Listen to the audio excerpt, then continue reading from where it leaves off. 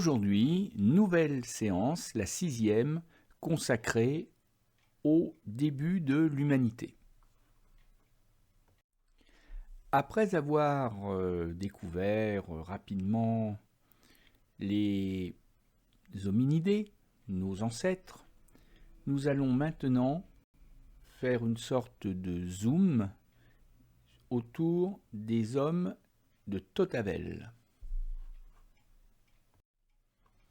Et nous allons notamment demander qui sont les premiers hommes et d'ailleurs les premières femmes de Totavel, qu'est-ce qu'on entend par là, et tu vas découvrir comment vivaient les premiers hommes de Totavel. Et au cours de cette première partie de séance, nous allons découvrir que l'homme de Totavel, les hommes de Totavel sont des ancêtres indirects, mais relativement proches, d'Homo sapiens, c'est-à-dire assez proches de nous finalement. Alors, pour te mettre un peu en appétit, eh bien, comme le montre cette première diapositive, tu peux te rendre compte que l'homme de Totavel appartient à l'histoire de France d'une certaine manière parce que il est l'homme dont le crâne est le plus vieux crâne humain retrouvé en France. Il a été retrouvé en France en 1971, donc en 2021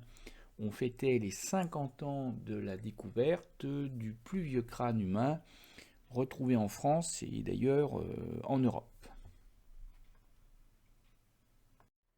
Et pour te donner une idée un peu précise du cadre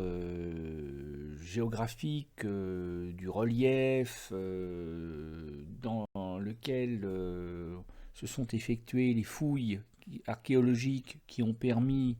de découvrir le crâne de l'homme de Totavel, et pour savoir tout bêtement où se trouve Totavel, je t'invite à visionner les 2 premières minutes de ce reportage intitulé Zinzin reporter chez l'homme de Totavel, un reportage qui date de 2020 et qui va te permettre de découvrir dans quel milieu de vie vivaient les premiers hommes de Totavel. Le lien YouTube est mentionné sur la diapo, tu pourras retrouver facilement la vidéo. Alors, l'homme de Totavel, comme tu l'as compris, s'appelle homme de Totavel tout simplement parce que le crâne et les différents ossements qui ont été retrouvés par la suite sont situés sur le territoire de la commune de Totavel, qui est elle-même située dans le département des Pyrénées-Orientales, c'est-à-dire que nous sommes au sud de la France. Nous sommes en façade méditerranéenne, mais nous sommes surtout à l'intérieur de la chaîne de montagnes des Pyrénées, qui aujourd'hui est à cheval sur la France et sur l'Espagne. Voilà, donc, et j'allais préciser qu'on est aussi dans l'ancienne région Languedoc-Roussillon qui a laissé la place aujourd'hui à un redécoupage géographique plus large et qu'on appelle la région Occitanie. Bref, on est dans le sud de la France. Et si tu regardes la frise chronologique qui se trouve juste à côté de la carte, eh bien, tu peux découvrir que l'homme de Totavel a probablement vécu vers moins 450 000 ans, c'est-à-dire un petit peu avant la maîtrise du feu qu'on estime à moins 400 000, mais on verra que la date n'est plus aussi sûre qu'avant. Et que l'homme de Totavel appartient plus ou moins au genre Homo erectus, enfin disons que c'est une branche cousine Donc évidemment,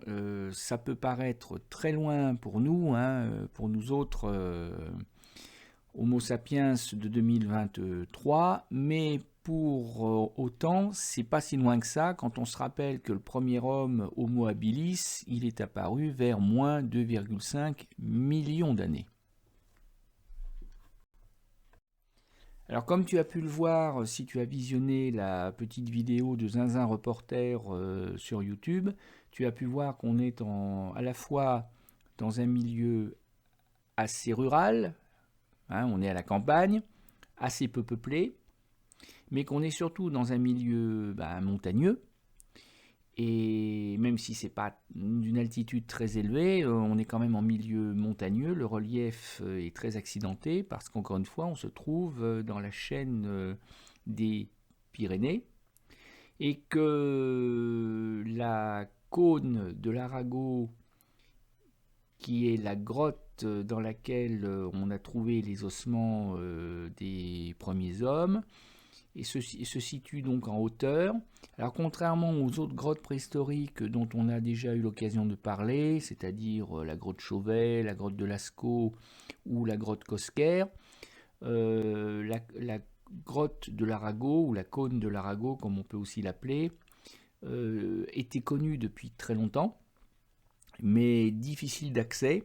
Mais par contre, son entrée n'était pas cachée par des amoncellements de roches ou par une remontée du niveau de la mer, comme ça pouvait être le cas pour les autres grottes.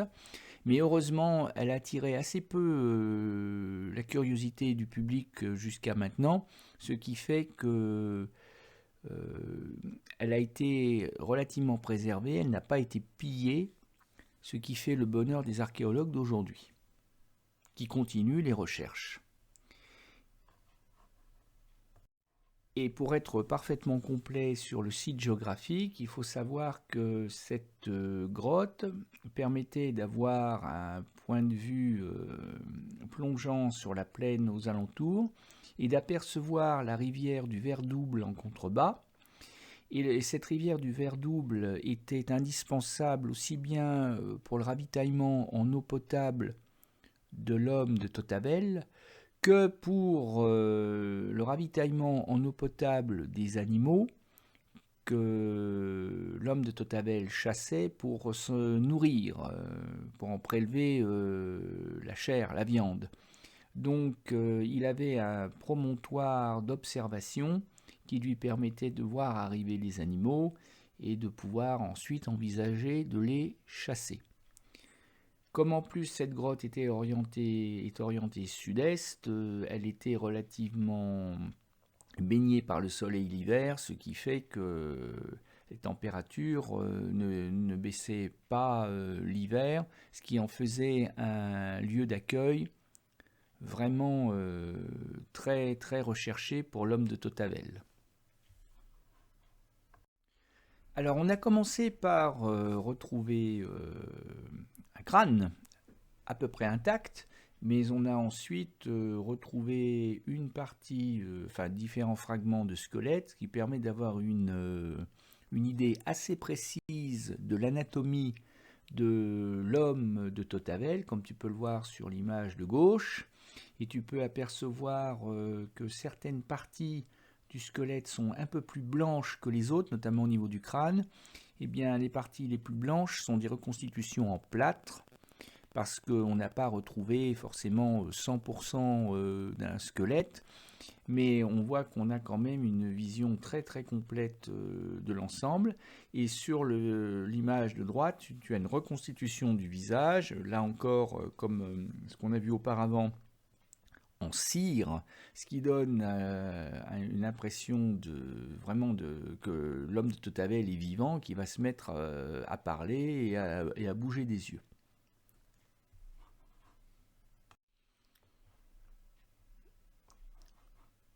Alors comme tu peux le voir, par rapport à Homo erectus, qui était l'espèce humaine la plus représentée à l'époque,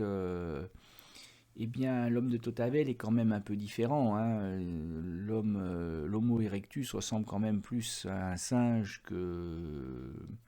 l'homme de Totavel. mais ils sont situés, mais l'homme de Totavel, il est situé à l'époque à laquelle vivait Homo erectus.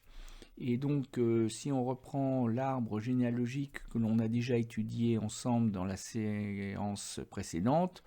tu vois que l'homme de Totavel, il est à peu près à l'intersection des deux flèches rouges que j'ai dessinées pour toi. Et donc, on est quelque part entre Homo erectus et Homo sapiens. Henry de Lumley, qui est l'archéologue qui a déterré le crâne de l'homme de Totavel et qui a touché le jackpot, parce que là, ça l'a rendu extrêmement célèbre, a étudié, si j'ose dire, son crâne, hein, puisque pour toujours, il sera associé à la découverte du crâne de Totavel, et il nous décrit le crâne de la manière suivante. Ces orbites larges et profondes, c'est-à-dire l'emplacement des yeux, parce qu'évidemment les yeux, eux, ont disparu,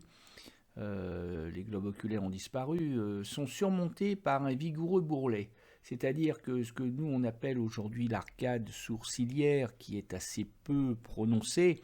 à l'époque de Totavel, il a un véritable pare-choc osseux, hein, qui devait le mettre quand même à l'abri des coups de tête. Hein, et qui lui devait donner un visage assez farouche au personnage. La face est projetée en avant, les pommettes sont saillantes, c'est-à-dire le haut des joues est très prononcé, hein, donc il a un visage qui était certainement très marqué, beaucoup plus marqué que le nôtre aujourd'hui. La voûte du crâne est basse et allongée, le front fuyant. Bon, pour dire les choses de manière un peu familière, il a un peu bas de plafond. Hein, il a un crâne qui n'est pas très, très arrondi, mais tout simplement, ce qui est aussi l'indication que sa capacité crânienne est relativement limitée par rapport à Homo sapiens, même s'il a un cerveau estimé à 1150 cm3, ce qui veut dire qu'il est malgré tout beaucoup plus intelligent que ses prédécesseurs et même que Homo erectus. Alors comme le montre cette illustration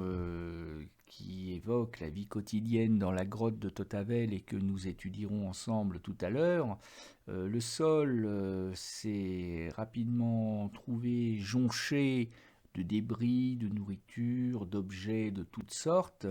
qui n'ont pas été balayés, nettoyés par les habitants de la caverne, hein, il n'y a pas de ramassage des ordures.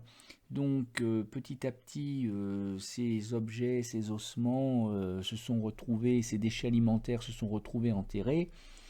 Et c'est ce qui fait aujourd'hui le bonheur des archéologues. Parce qu'il n'est pas rare de mettre la main, si je puis dire, sur ce genre d'objets, qui sont des objets certes assez peu élaborés, évidemment, qui sont vraiment primitifs, mais qui ont donné son nom à la période du paléolithique, c'est-à-dire la période de la pierre taillée. On voit des pierres aiguisées sur plusieurs arêtes, que l'on appelle des bifaces.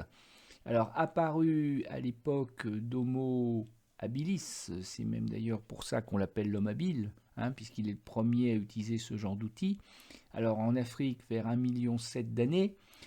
mais beaucoup plus tardivement en Europe, puisque visiblement l'homme a peuplé beaucoup plus tardivement l'Europe que l'Afrique. Ça, on le savait déjà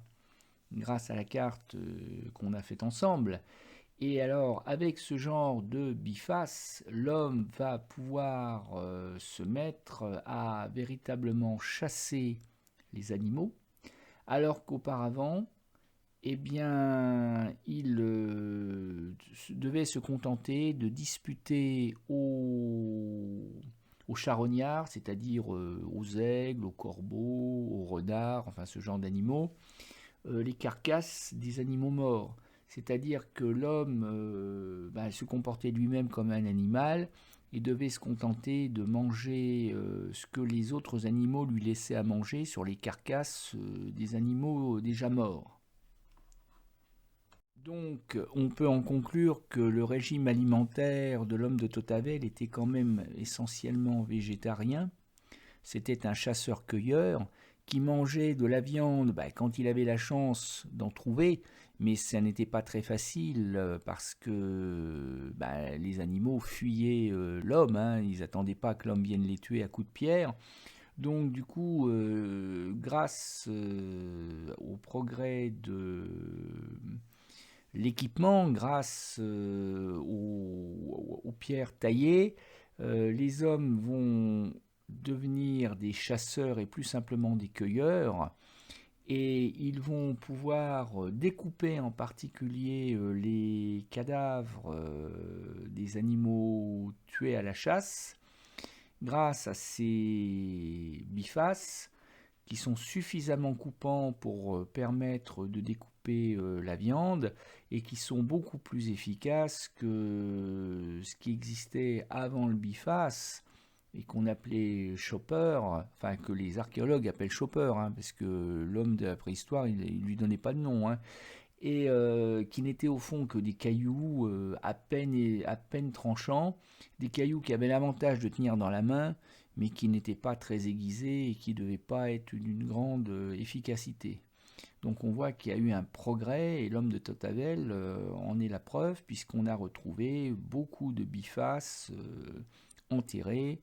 à l'intérieur de la grotte de Totavel. Et le fait de pouvoir manger davantage de viande, d'enrichir son régime alimentaire, a permis à l'homme notamment de gagner des vitamines dans son alimentation, ce qui lui a permis d'avoir un corps plus solide, plus robuste,